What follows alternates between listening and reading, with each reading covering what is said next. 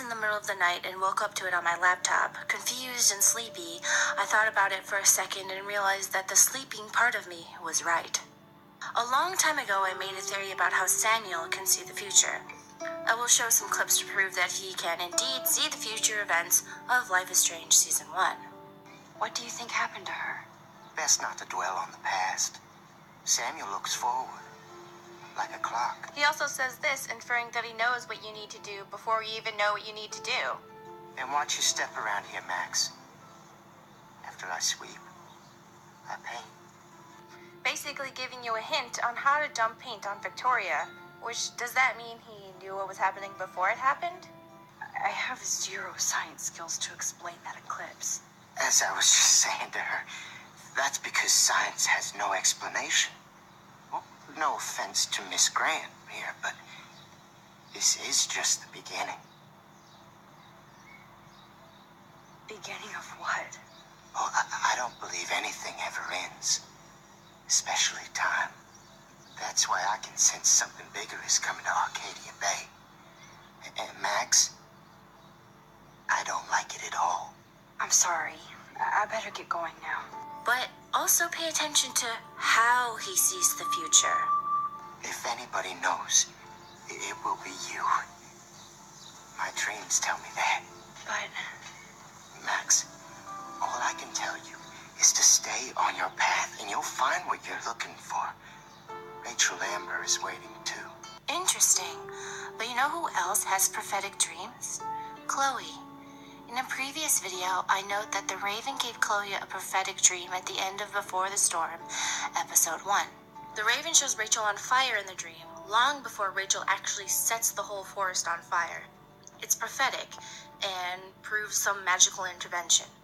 The Raven also shows Chloe where Rachel is. You made a new friend today.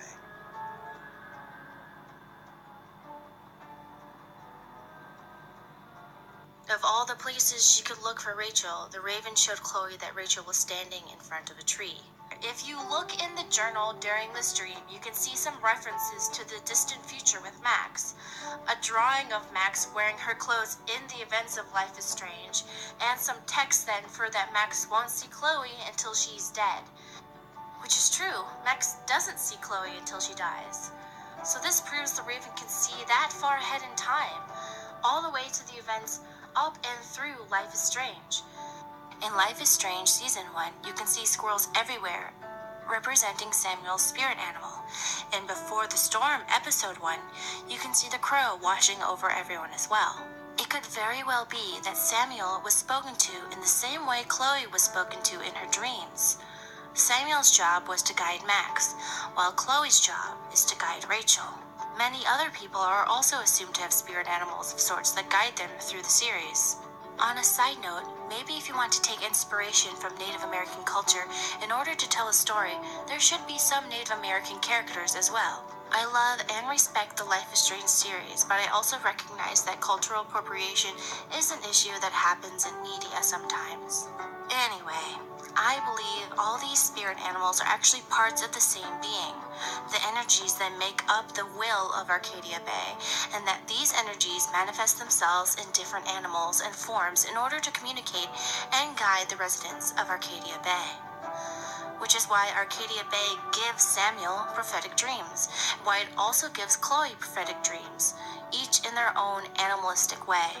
And as a side note, you can see giant squirrels in Max's nightmare that is also weirdly prophetic, and Max goes, "This is for Samuel," maybe proving that the dreams can interconnect between people who get messages from Arcadia Bay.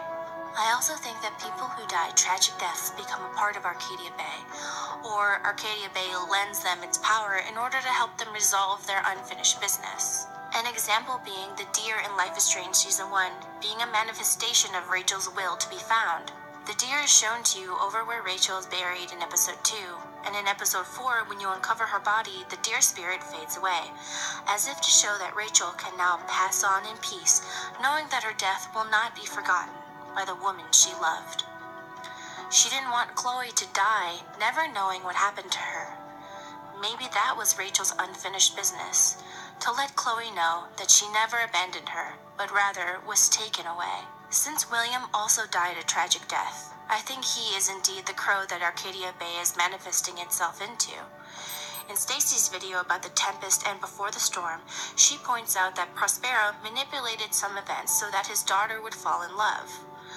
Maybe William's unfinished business is to simply see that Chloe finds love, even if he can see danger and misfortune in her future. Love was important to him.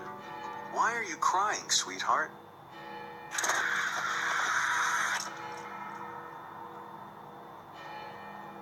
Because you're not real. I'm not. What is going on? What's past is prologue and shit. Kiddo, look on the bright side, would ya? What bright side? You made a new friend today. Gotta say, that was some fight. A lover's quarrel, you might say? She nearly took your head off. What do you care? Sorry, sweetheart. I guess I'm getting into your personal business. Sometimes people need you, though.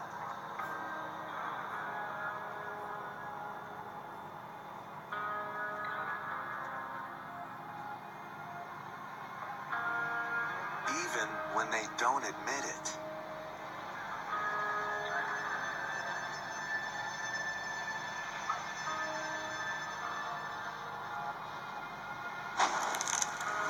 I said this before, but the best way I can explain it is the Force ghost, like in Star Wars.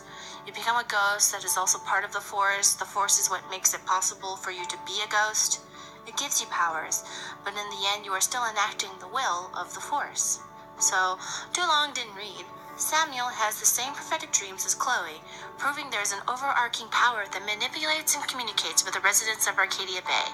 For more thoughts on this, watch this other video of me saying more nuts shit.